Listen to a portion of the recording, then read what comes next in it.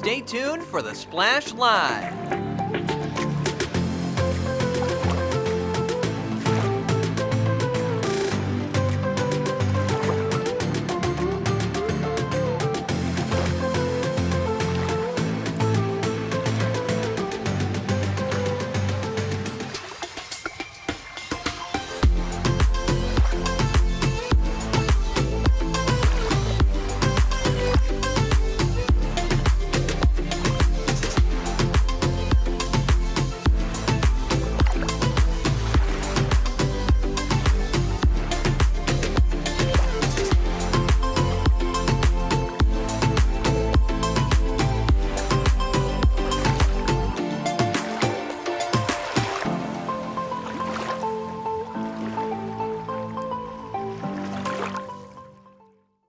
It's time for the Splash Live from Civic Center TV, featuring stories from and about people like you in the Greater West Bloomfield area.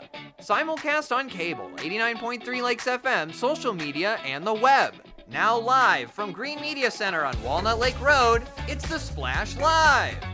Live, local, social, it's the Splash Live on Civic Center TV and 89.3 Lakes FM. I'm your host, Jake Schaff, going over all of the biggest news and events from right here in Greater West Bloomfield. As healthcare demand rises, many people are turning to alternative wellness solutions to maintain their health and well-being. IV therapy is something that's becoming very, very popular right here in West Bloomfield. And Civic Center TV's very own Kevin McIntosh took a look inside of Drip IV, a local IV therapy clinic, to learn more about how they're offering an alternative to traditional care. With the growing demand of alternative wellness solutions to traditional medicine, businesses like Drip IV Therapy and Hydration is offering unique services to help people feel better, recover faster, and achieve overall well-being. Today, we're exploring these alternative trends right here in West Bloomfield. So IV therapy and hydration is intravenous nutrition along with water. In addition to that, though, we have options for adding nutrition into it, and I help people figure out what's a good fit for them. With urgent care visits increasing, IV therapy offers a faster, more accessible way to boost hydration, immunity, and recovery. Deanna Grove explains how Drip IV provides an alternative to traditional care. We're actually housed between like 4 urgent cares, okay? There's going to be times where you need to go there. I mean, there just is. But on those times that you don't, and you know that you're dehydrated, you know that you need nutrition, this is an amazing alternative to the long wait times, to being around a lot of people that are sick, and it's a different vibe here, right? You get to sit in a comfortable, relaxing massage chair, just let all that goodness sink in from the IV bag, and there's no wait time, virtually no wait time here. Maybe 5 minutes if someone's ahead of you. But other than that, it is a great alternative to having to go to the emergency room. Unlike traditional supplements, IV therapy delivers vitamins directly into the bloodstream for faster absorption. Deanna shares how this method maximizes health benefits. Oral supplements, I definitely recommend them. You know, you really should take your vitamins, a good high quality vitamin. However, there's a process when you ingest something, just like food or water or vitamins. There's an entire process that goes down your system, starting with saliva and stomach and then liver, and then it gets to where it needs to be, which is where? The bloodstream. So we bypass all of that and go right to the bloodstream, which is why you leave here feeling amazing. Since opening in West Bloomfield, Drip IV has been growing interest in its wellness services. We also discussed the community's response to this alternative health option. Oh my goodness, the community has responded so well. We have so many like family members, even husband and wives, couples that will come here on a monthly basis. We were actually just featured in the West Bloomfield City Lifestyle magazine. These are 2 of our favorite clients that come in, and they just spend family time together. this has been a great response, and we were very honored to be featured in the City Lifestyle magazine in West Bloomfield. This is Mark McManus, one of the owners, and it's a really great interview. As alternative wellness solutions continue to grow in popularity, IV therapy is becoming a go-to for a quick and effective health boost. From West Bloomfield Township, I'm Kevin McIntosh, Civic Center TV. For those interested in learning more about IV therapy and its benefits, you can visit Drip IV in West Bloomfield or check out their website, dripiv.com, or Facebook at Drip IV Official for more details. Big thank you to Kevin McIntosh for going out and getting that story. And if you are watching on Civic Center TV, you can see that Kevin himself, while he was there, had a Drip IV done. And he spoke very, very positively of the experience. I'm curious in trying it out myself. West Bloomfield Youth Assistant Youth Awards deadline is quickly approaching. Nominations are now open for the 2025 West Bloomfield Youth Assistants Youth Recognition Awards. This annual program honors outstanding students who have made a difference in their community, whether through volunteer work, overcoming personal challenges, or inspiring others in very unique ways.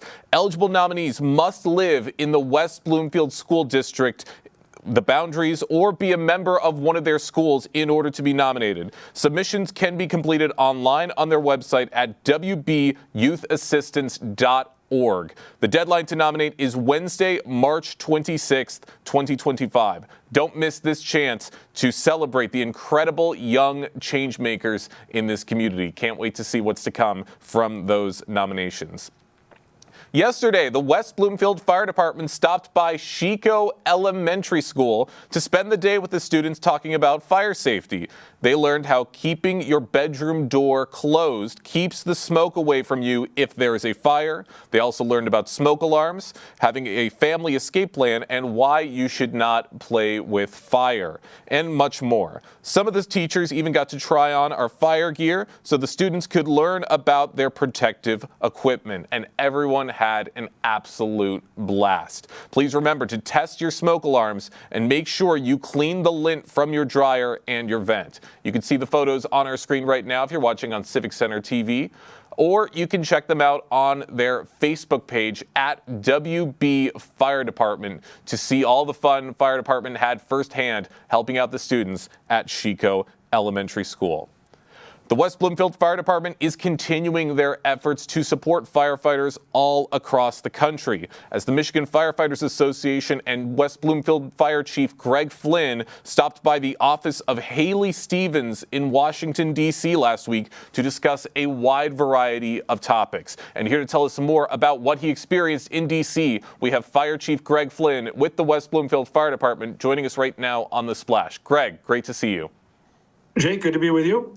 Absolutely. Glad to have you with us, as always. Really excited to be getting into this conversation. So let's just jump into it. What specific communications did the Michigan Firefighters Association highlight during this meeting with Representative Stevens? Jake, the Michigan Association of Fire Chiefs had the opportunity to go in and have a real candid conversation with the Congresswoman about appropriations in the federal budget for the fire service, and really looking at how we fund the SAFER grants, which are opportunities for communities. Really, we're advocating for across Michigan, but you rightly framed that it also impacts the entire nation. But how our communities here in Michigan to increase their staffing of firefighters that can be in their engine houses, in their communities, ready to respond. We talked about the assistance to firefighter grants for equipment and getting appropriations for those, appropriations for the National Fire Academy and continuing the executive development and command development, in fire investigator growth, all that happens at the National Fire Academy and the classes that they take on the road. So we spilled over into lithium-ion batteries and sprinkler systems and tax incentives for those builders that are putting these life-saving fire suppression systems in buildings and giving them incentives to do so, because we know all of these things, protection comes at a cost. And so we covered all of these, and Congresswoman Stevens, along with the rest of our 14 congressional reps in the state, were all eager to have a conversation with us, and we couldn't be more grateful. Great. Glad to hear a lot of great conversations were to be had with Congresswoman Stevens. Lots of great topics to be getting into. How critical is federal investment in fire services sector for safety of both communities and firefighters themselves? Well, the important thing to keep in mind is the fire service in general, and this is kind of a broad stroke, Jake, that just looking at how often people engage with the fire service. And honestly, in our community, very fortunately, this isn't a daily occurrence on the fire suppression side specifically. So funding for that, especially in our rural communities, can be very challenging. I think we've discussed on the show that a fire truck that used to cost, let's say, right around $450 to $500,000 pre-COVID, is now costing upwards of $800,000 to $900,000, almost $1 million for a standard engine pumper. So those types of things, those federal dollars can help these communities to offset some of that.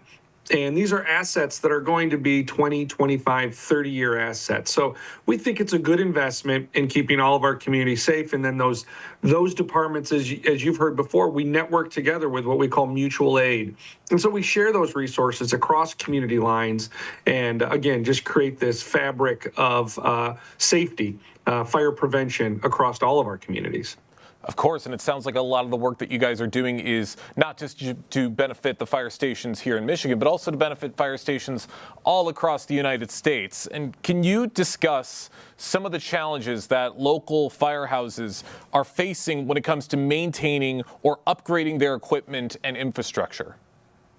Sure. The technology that we use on the fire side and on our emergency medical services side is frequently going through upgrades and improving the services that we can render right there in someone's living room. So on the fire side, the real risk that we're looking at ensuring that we have the tools to mitigate are the stored energy fires, our lithium-ion batteries, our micro mobility devices like scooters and e-bikes and one-wheels. In addition to all of those power tools and things like that you're using the battery packs on, we discussed the need for legislation that there be some kind of standards through set forth in some legislation. You can go online. You can go to a Home Depot and buy your replacement Ryobi or Milwaukee battery pack, let's say, for $80 or $90. Well, you could also go online and probably find 2 or 3 batteries for half that price from somewhere else. But we know that the quality behind those batteries and the probability of them going into what we refer to as thermal runaway, where those individual cells within the battery pack begin to combust, that's a real threat. And so we want to make sure that we are being smart in advocating for legislation that'll keep us safe on that technology front. And that even goes big, Jake. That goes into right here in West Bloomfield with the Tesla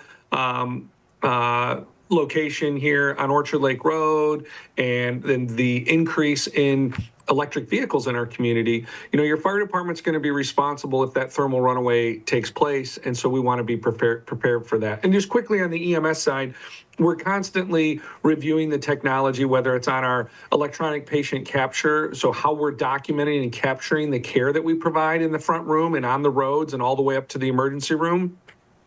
And also our devices that are monitoring oxygen levels, which is something that's been around for decades. But now we're looking at other things that we can monitor, not just blood sugar, not just carbon monoxide and dioxide levels. So we're looking at the whole spectrum of things and how we can continue to provide quality care, and this is the important part, Jake, that impacts clinical outcomes. We want to make decisions that we're investing dollars that are going to get people back to that pre-injury or pre-medical emergency state before they called 911.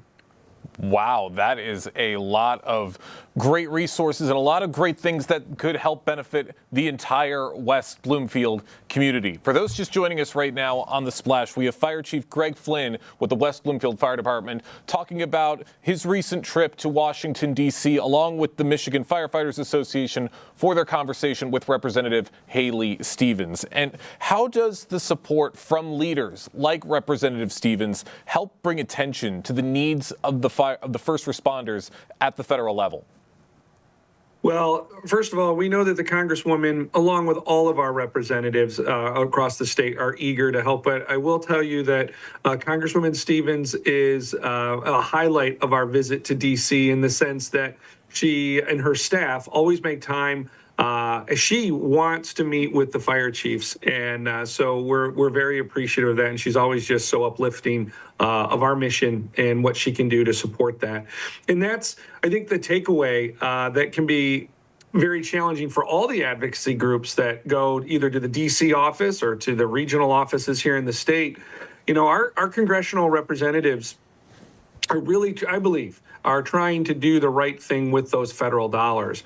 And often it takes a minute. And while we might only get 25 or 30 minutes with them and we compress a lot of education in there, I think Representative Stevens, along with the other congressional reps, appreciate that time and appreciate that one-on-one so that they are making informed decisions and not just off of something on social media. And while those things can kind of heighten some awareness, really providing critical information that will support the legislation and really put our representatives on a firm platform when advocating for those dollars.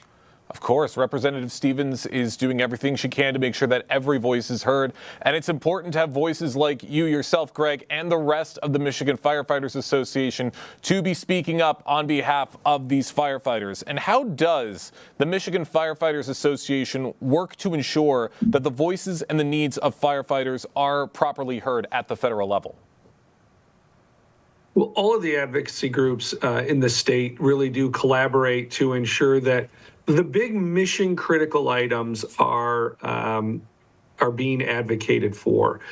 This is and I'm choosing my words carefully here because, I don't want to be involved necessarily with the politics, although it just inherently comes a bit with the position. But I do understand the intent behind some of the decisions that are being made here in our current events. And that's why it's incumbent upon myself, other chiefs, other advocates from the fire service to meet with our congressional representatives and ensure that they understand that these are real dollars going towards real technology, real people, real first responders that are creating critical outcomes in our communities. And I don't have a problem doing that. That is an easy thing for me to do when you look at the men and women of the WBFD 2 days in a row in the teens fighting fires in our community. They show up, they do their job well, and we continue to maintain a public safety readiness for additional stacked emergencies within our community with our mutual aid partners from Bloomfield Township and Waterford Regional and Southfield and Farmington Hills and all of our friends. So those are the types of things that the public safety professionals like the Michigan Association of Fire Chiefs and the Michigan Professional Firefighters Union and all these different groups, we need to educate. Not have emotional arguments, but really educate on the outcomes that we have. And I think that's what's going to continue to deliver those federal dollars. And this is something that everybody can get behind and know that this is what good government looks like. That sounds great to hear. Really appreciate everything that you're doing for the people of West Bloomfield. I got one more question for you, Greg, before we let you go. Moving forward, what can local communities do to support the efforts to secure more federal funding for fire services?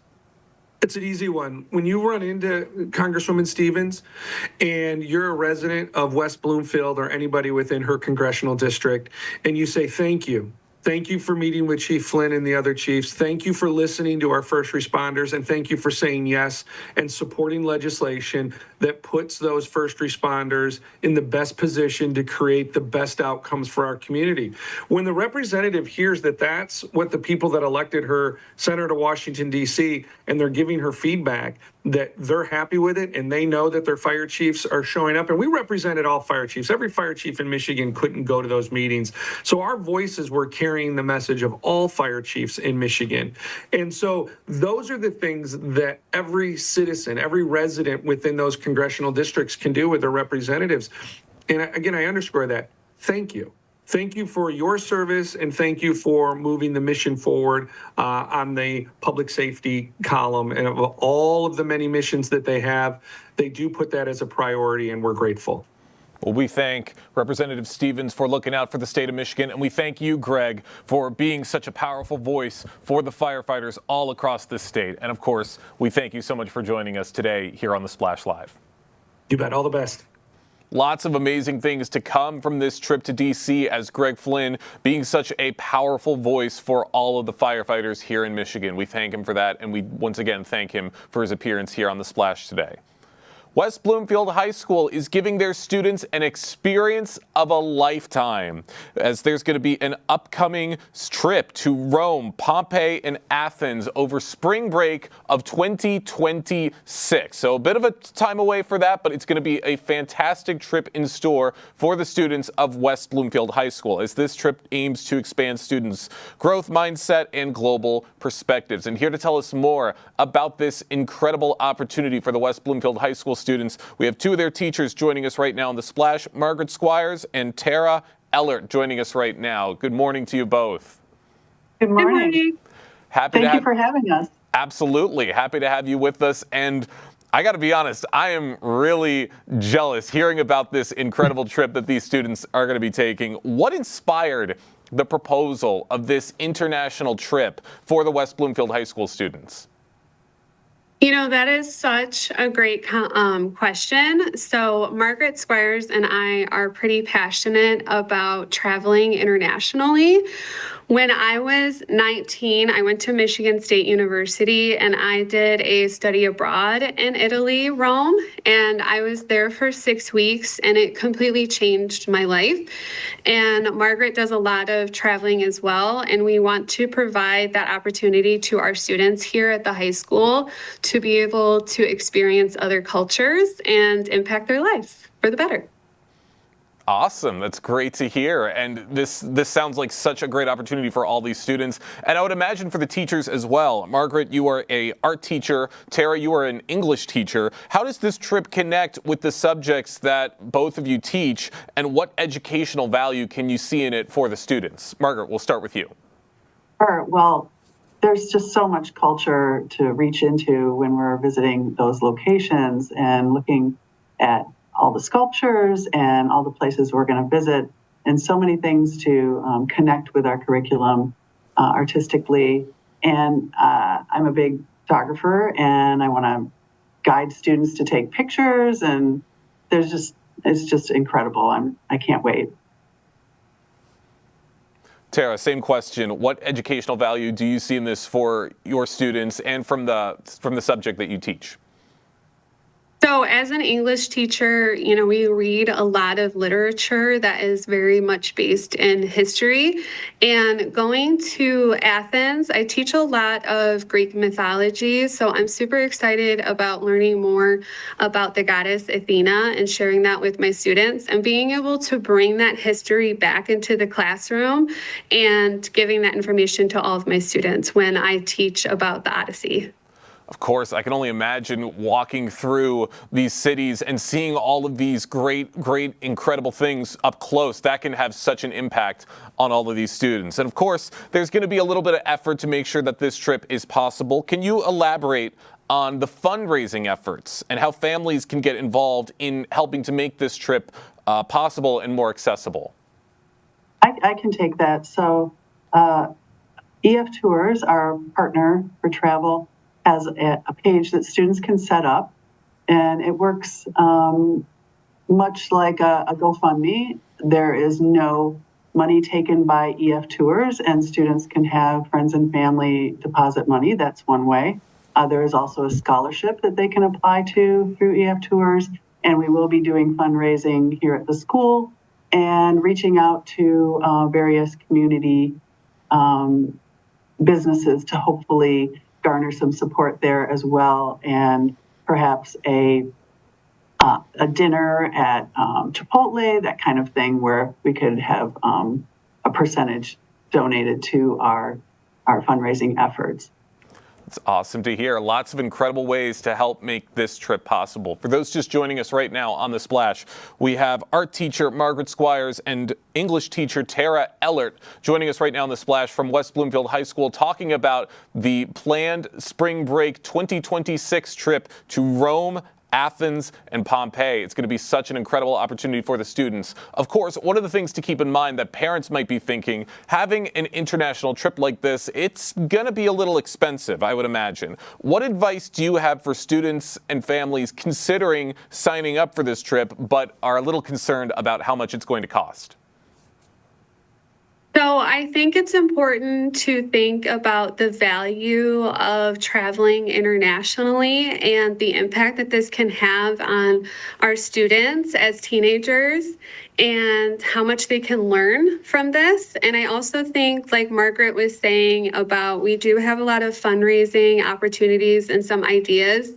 And just with the trip being a year away and spring break of 2026, that gives everybody a lot of time to really fundraise, reach out to the community, and ask for some help to be able to afford this trip.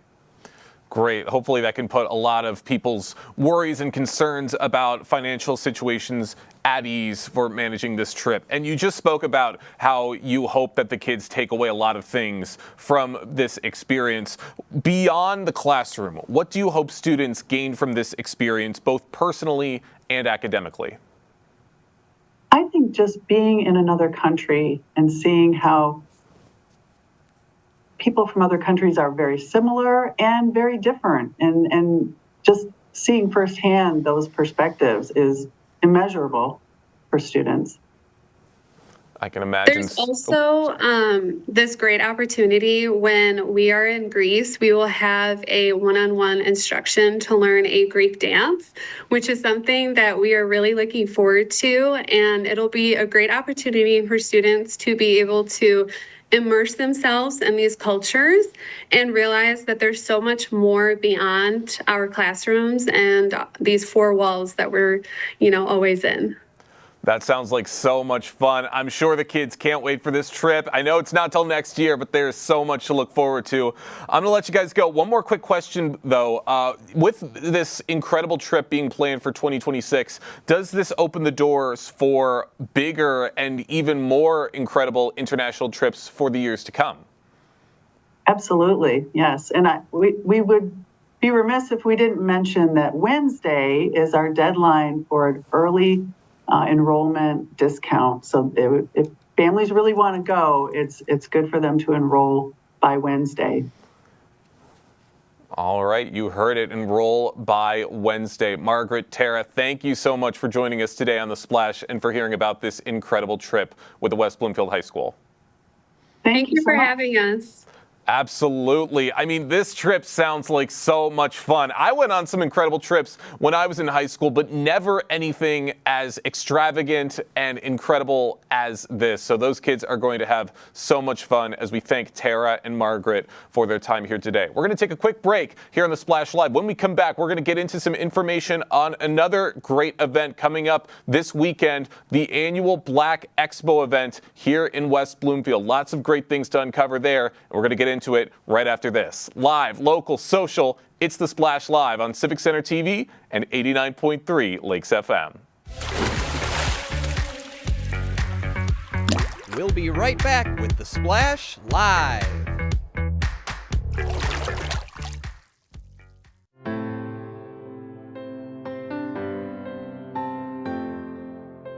What people are watching in West Bloomfield. Civic Center TV and 89.3 Lakes FM.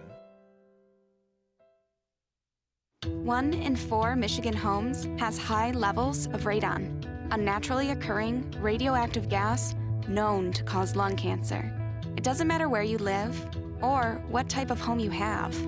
You won't even know it's there unless you test. So don't wait. Testing is cheap and easy, and if there's a problem, it's simple to fix. Visit michigan.gov/radon to learn more.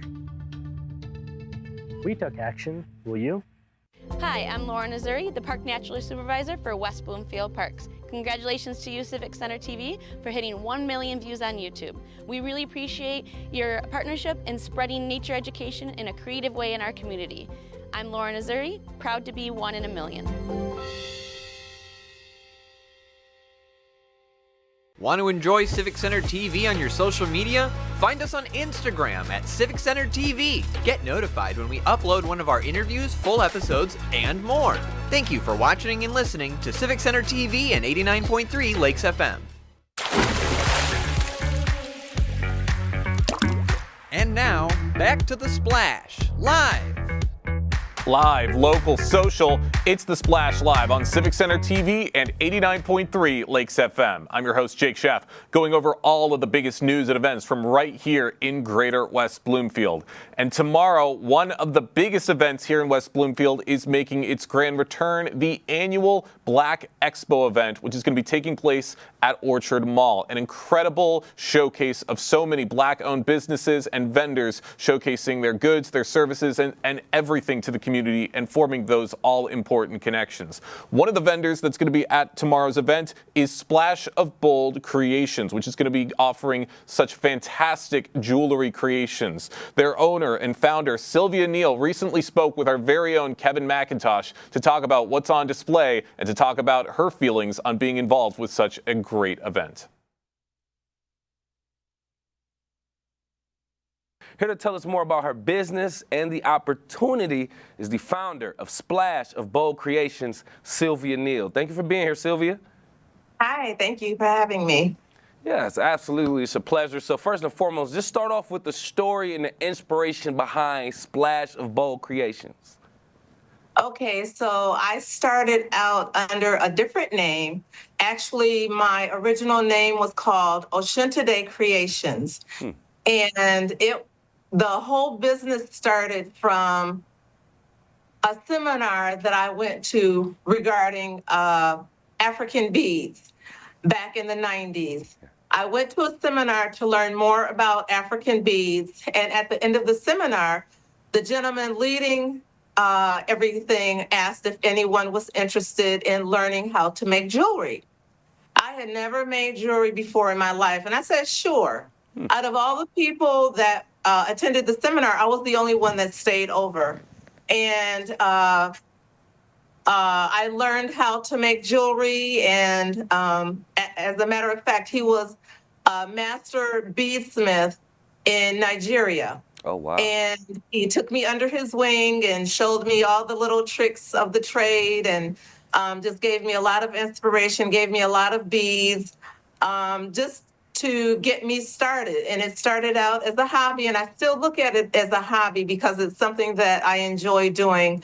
And I do it in my spare time. I don't feel like I'm under a lot of pressure to do it.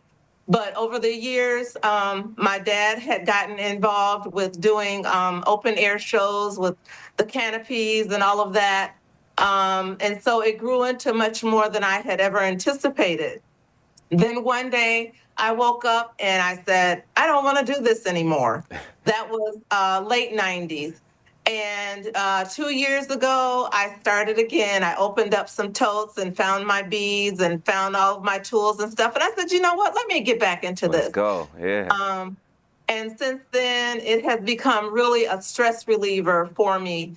And so that's why I'm still doing it. But then when I started back up, I asked my daughter if I should keep the old name or if I should get a new name. And she was the one who actually came up with a Splash of Bold Creations. So here I am. Okay, you brought it full circle right there. I like that. Okay, cool. That's evolution. That's going through changes and adapting and stuff like that. I'm not mad at it, and I love that story. Thank you for providing that. So with that being said, like, there's a lot of different meanings behind African beads, I would assume, right? So can you just kind of break down maybe some of the meanings or significance behind some of these African beads, or what just makes this overall use of African beads different from other jewelry?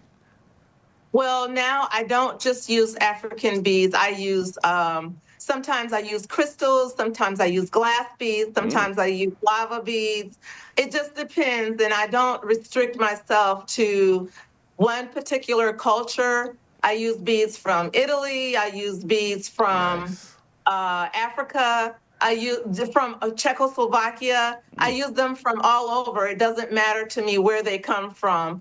And I found that I have gravitated towards certain colors, but overall, beads have great significance, especially in the African culture. Some have, a lot of them have fertility powers, powers of just positivity and friendship and love. So it really depends on the type of bead that you get and from what country it comes from. It has different meanings. Yes. I would imagine it's good high vibrational type of jewelry. Good energy, high energy. I love that overall. And thank you for also breaking it down. It's not just African beads. It's beads and stones from everywhere, glassware as well. So I love to hear that and see, that you are, branching off to different cultures and nations with their material as well. That's interesting to see. But I want to kind of go into the actual Black Expo now, right? Can you just talk about what it means to you to actually be a part of this event right here in West Bloomfield? I think it's important because West Bloomfield especially is a very diverse city. And when I first did it a few years ago, I was really expecting just people who look like me to be there and people like me, that look like me to support my business. But what I've noticed, and when I do other shows, is that it's not just people who look like me. It's people from other diverse backgrounds that support me and buy from me. And so I think that I stand out because my jewelry looks different from every other jewelry maker that I have seen and, have worked around at other shows. And I'm just glad that people support me and believe in me and know that what the product that they're getting from me is an original product. I don't make two of anything that look exactly the same. You may see jewelry that have the same beads, but the arrangement is different. It might have a different pendant.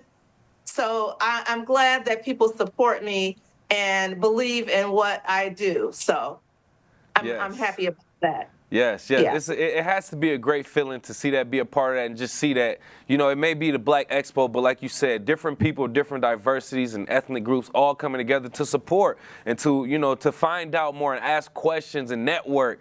And it's just a beautiful thing overall. I love to hear and see about it. Once again, join us right here live on The Splash is the founder of Splash of Bold Creations, who will be a vendor at the upcoming 2025 Black Expo, Sylvia Neal, talking about her own work, the story behind her brand, and participating in the Black Expo as well. Can you just kind of expound a little bit more on how you see events similar to Black Expo actually contributing to the success and visibility of Black-owned businesses in the Greater West Bloomfield area? The only other one or other two that I really see going on in West Bloomfield area, not necessarily West Bloomfield, but I participate in Waterford arts events, notably Art Sale, and also Oakland County Farmers Market is where Art Sale is held, but also Waterford Community Center in Waterford. They also have events. It's not necessarily a Black Expo type of event, but it's just a general event that's nearby that I participate in as much as I can because you get good vibes, it's good people, good organizers that do all the right things to make sure that the vendors have what they need and they do good advertising, just like Black Expo. They do a great job at advertising, getting people in, getting good vendors. And so those are the type of events that I look for when I'm choosing, where I want to show my jewelry.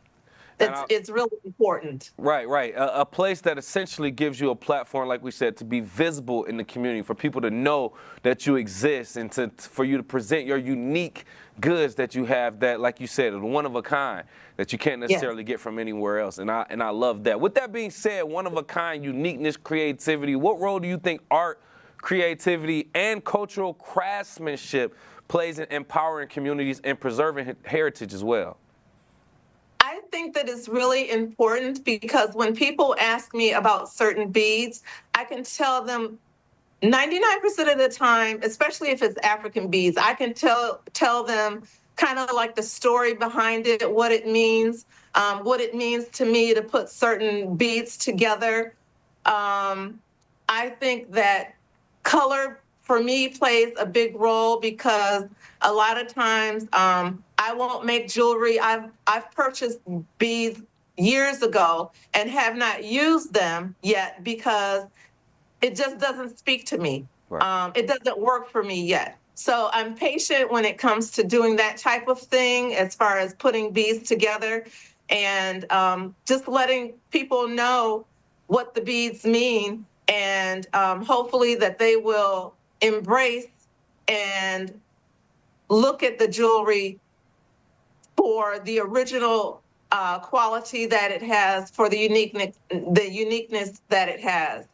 Right, right. And that's good that they get that educational piece behind it with the knowledge that you have to share with that.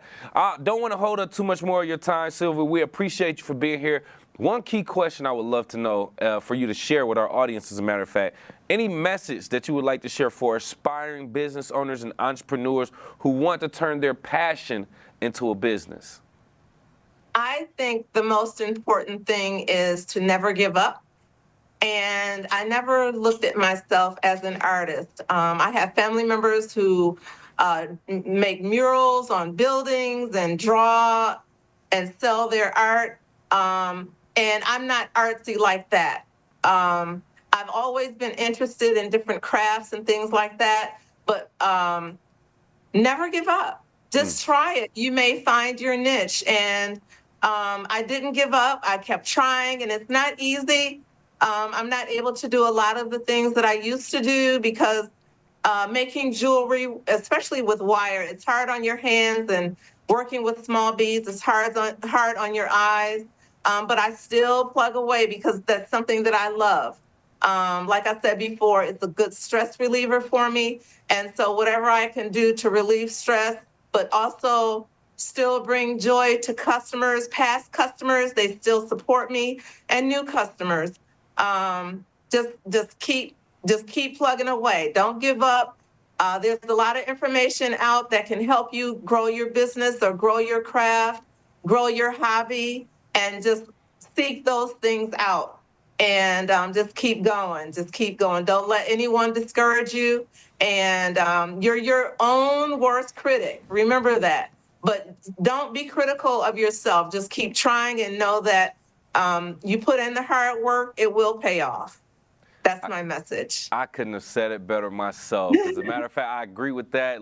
Do all things in love. Hate is the only sin, if you ask me. Thank you so much for your time, your information. Thank you. Once again, founder of Splash of Bold Creations, a vendor at the 2025 Black Expo, Sylvia Neal. We appreciate you. Thank you. Thanks for having me. Thank you to Kevin for getting that story, and for Sylvia for stopping by and telling us about her incredible business. It's great to hear how her business has grown over the years, and I'm so happy she's going to have this opportunity to meet a much bigger audience here at the Black Expo on Saturday. Another great business that's going to be at the Black Expo are the Caring Smiles Family Dentistry. I recently had the chance to stop by their dentistry to hear about their business and what the Black Expo means to them. We're really excited to be involved with it. This is our third year doing it, and it celebrates a lot of the small Black-owned businesses in the area. And so we like to collaborate with a lot of businesses and have them, share their offerings and things that they are able to provide for the community with us. And then we like to do the same thing with them. We do a lot of collaborations on social media as well. So we're just happy to meet the community and hopefully meet some new potential patients as well. I remember one of the different community organizations reached out to us, and they were asking us if we wanted to become involved with it. And yeah, we jumped at the opportunity because we like doing different activities with the community. Anytime we have the opportunity to be involved with the community, that's something that we like to do. And so being able to do it for the third year now, we're really excited because every year the event has grown to more and more people and more and more businesses. And we love just meeting the businesses and seeing their journey. It inspires us, and hopefully we're able to inspire other people as well. Why is it so important to be highlighting this diversity here in West Bloomfield? I think it's just important because this being a diverse community, when we go into the schools and talk to a lot of the students, we want people to be able to see someone that looks like them and they say, oh, I can do that too. And so I think just having a different races and different backgrounds of people that are able to show the next generation that, if you really work hard, no matter where you're from or where your upbringing has been, you have that opportunity to succeed in whatever you want to do in life. I love being a part of the Black Expo because I think it's a great way to expose people to our office, Caring Smiles Family Dentistry, because a lot of people don't get to see Black dentists. And I was fortunate enough, I grew up, my dentist was Black, and I actually saw myself being able to do that. And I think that it gives people who might be nervous about going to the dentist, seeing someone who looks like them, it makes you feel a little bit less nervous sometimes. Being a small business owner is a lot of work, it's a lot of time commitment, and it's really easy to isolate yourself. So it's really nice when you can take time to go out and meet other people who are doing the same thing and connect and share ideas, share different companies. People might be looking for someone to help with their website or anything that all small businesses can relate to. It's really nice building that community. We just want to continue to collaborate and meet other businesses and just let them know that we're here in the West Bloomfield area. We've been here for a long time. We're excited. Our doors are always open. We have the ability in the future to hold events here at our office here, and we want to involve as many people from the community as well. So just making those connections with people and letting them know our doors is always open if they want to connect with us. Those connections are very, very important, and Caring Smiles is going to be getting all the benefits from being a part of the Black Expo on Saturday. Of course, it's not just business owners and craftsmakers who are going to be at this event, as restaurant owners will also be at the Black Expo. One of those restaurants being House of Barbecue in Clawson, Michigan. And we have Collier Willis, their owner, joining us right now on The Splash to tell us more about his involvement. Collier, great to see you today. Good to meet you guys. Hello. How are you? I am great. Really interested in hearing about your business. I mean, just the name, House of Barbecue, that's making my mouth water just at the sound of it. How does it feel to be involved in this year's event? Well, I've been doing it for the past 3 years now, and I enjoy it. I enjoy meeting the people. I enjoy serving my food, the smiles that it put on people's faces, and the recognition that I get from it really, really helps. Absolutely. And with your business being out in Clawson and making all of these connections out here in West Bloomfield, what does that mean to you to be reaching out to people all across southeastern Michigan? Well, it really means a lot.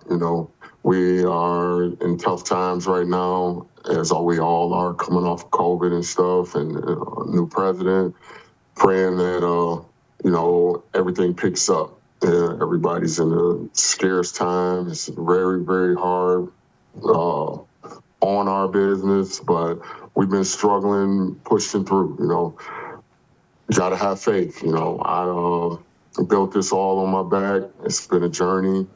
I enjoy what I do.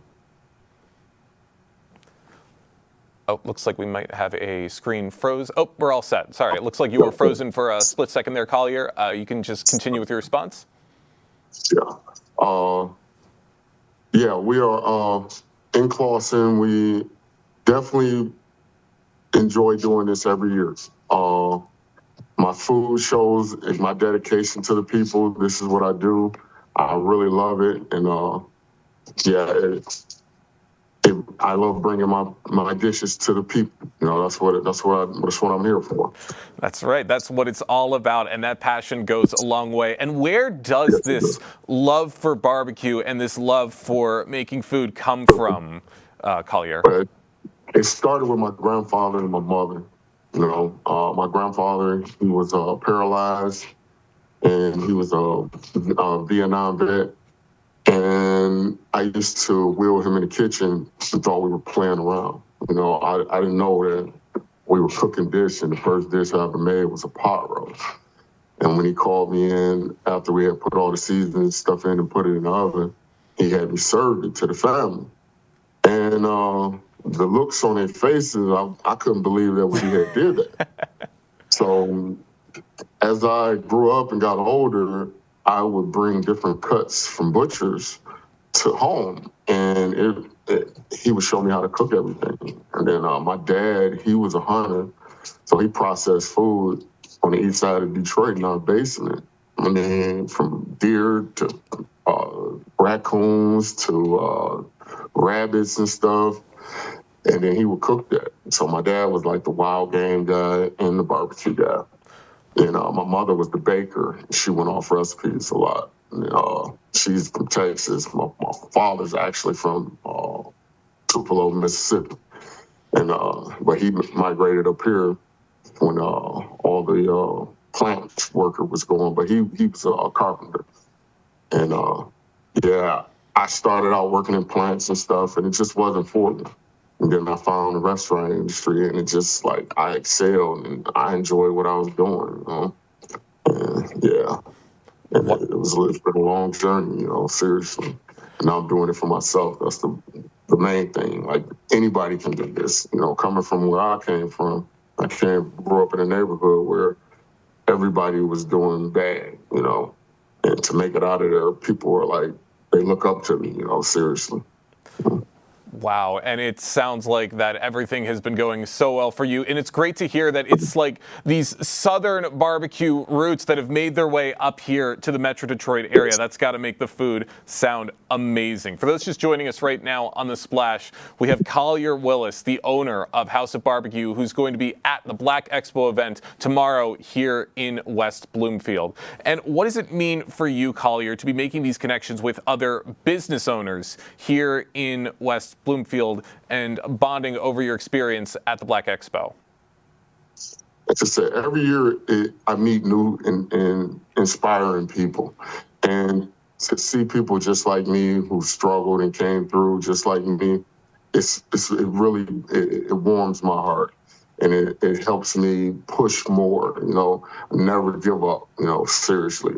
You know, through the trials and tribulations, you're gonna have some success and you're gonna have some failures. You got to accept them both, and you got to learn from them no matter what, you know, and just keep pushing forward. I love meeting all new people, especially in different industries and stuff. It really shows me the connections, teaches me how to better my business. That's right. Every little bit goes a long way to helping your business. Yes. Now, you've talked a little bit about some of the food that you do at the restaurant. Can you give us a little sneak peek of what we can expect from House of Barbecue at the event tomorrow? Okay, so one of the fan favorites when I do the expo is the Jamaican jerk chicken. So I have to bring that every year, and the barbecue mac and cheese. Like that's always, if I don't show up with that, people will be they would be highly upset. So I'll have that. I will probably bring a little smoked tofu for any vegans or vegetarians, because I do offer that at my restaurant, which is also gluten-free. I also have gluten-free options at the restaurant. Gluten-free mac and cheese, gluten-free cornbread. We have gluten-free, pretty much a lot of things that they have different options, vegans and halal. I also offer halal. And we also have seafood as well. So.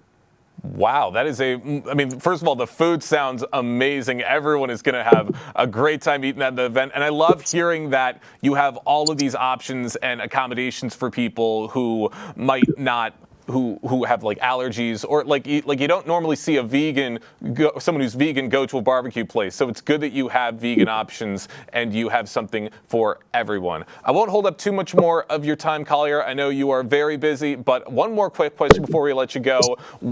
Being a part of something like the Black Expo, what does this mean for the future of House of Barbecue? What do you see for the future for yourself? I see us growing and opening other establishments. Mainly, it's definitely a journey, you know. And this chapter of my life, it's like an open book. You know, I'm constantly adding to the book. You know, I see myself being a restaurateur for the rest of my life and spread my love all over the world. Well, I cannot wait to see the next few chapters of this incredible book. Collier, thank you so much for joining us today here on the Splash Live. Thank you. Thank you. Oh my goodness, that whole interview was making me so hungry. Never host this show on an empty stomach. That's some advice for everyone watching right now, and some advice for Tyler and Kevin. But that is going to be so great to see. So many great things to expect at the Black Expo here in West Bloomfield. And we've got other great stories and events happening right here in the Greater West Bloomfield community that we're going to get into right after this quick break. Live, local, social, it's The Splash Live on Civic Center TV and 89.3 Lakes FM.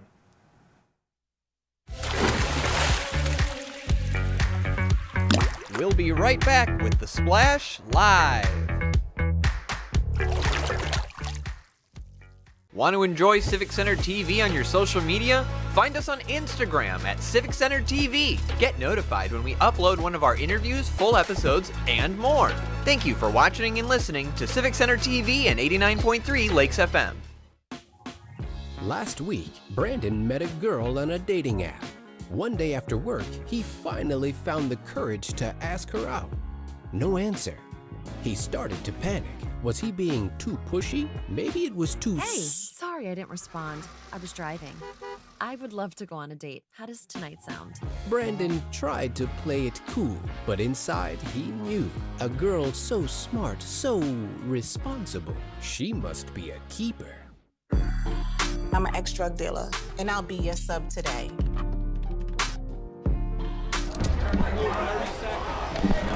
2 milligrams of fentanyl can be lethal. A lethal dose is in here. Who gets it, I won't know. It's cheap, it's potent, and it's profitable. The sad reality is, fentanyl is being mixed into everything now. More kitchen now. This is Civic Center TV and 89.3 Lakes FM. On cable and the radio. On the web too, and on social media. Civic Center TV, television that's close to home.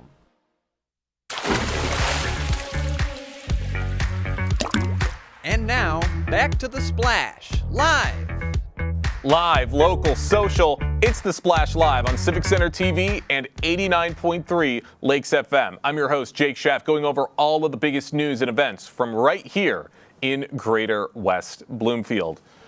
There is new leadership in the West Bloomfield Police Department. The West Bloomfield Police Department is celebrating 2 well-deserved promotions. After 19 years of dedicated service, Lieutenant Brian Tash is stepping into a new leadership role, while Sergeant Nick Foster, with over 5 years on the force, is also advancing as a sergeant. Both officers have contributed to multiple divisions within the department and are eager to continue to serve and protect the Greater West Bloomfield community. Their commitment to West Bloomfield has not gone unnoticed, and their leadership will be instrumental in the department's future. You can give your congratulations to Lieutenant Tash and Sergeant Foster on their Facebook page at West Bloomfield PD. Big congratulations to both of the officers. Big honors are also in store for West Bloomfield High School students. Congratulations to the West Bloomfield High School students who competed in the Michigan Interscholastic Forensic Association state competition and earned second place in the Studio Productions Division 1. MIFA is a statewide nonprofit organization which organizes speech, debate, and theater competitions for middle school and high school students. Under the direction of Christine Stevens, these talented students showcase their dedication and creativity. You can see the photos of their success on Facebook at West Bloomfield Schools and give them a congratulations as well. The Winter Reading Challenge is nearing the finish line here in West Bloomfield. Time is running out for the Winter Challenge, which the program ending today. Readers are encouraged to keep turning those pages over midwinter break to reach their reward goals. So far, the community has read an incredible 522,981 minutes, an increase of nearly 200,000 minutes from last month. If you've been tracking your reading, make sure you submit your final minutes before the deadline. And don't forget, rewards will be available for pickup until next Friday, February 28th. Keep up with the West Bloomfield Township Public Library on their Facebook at West Bloom LIB. That is going to do it for us today here on the Splash Live. Lots of exciting and great things to come up here in Greater West Bloomfield. I want to say a big thank you to our guests, to Kevin McIntosh, and for everyone on the team for going out and getting stories. I've been Jake Schaff. Live, local, social, it's the Splash Live on Civic Center TV and 89.3 Lakes FM.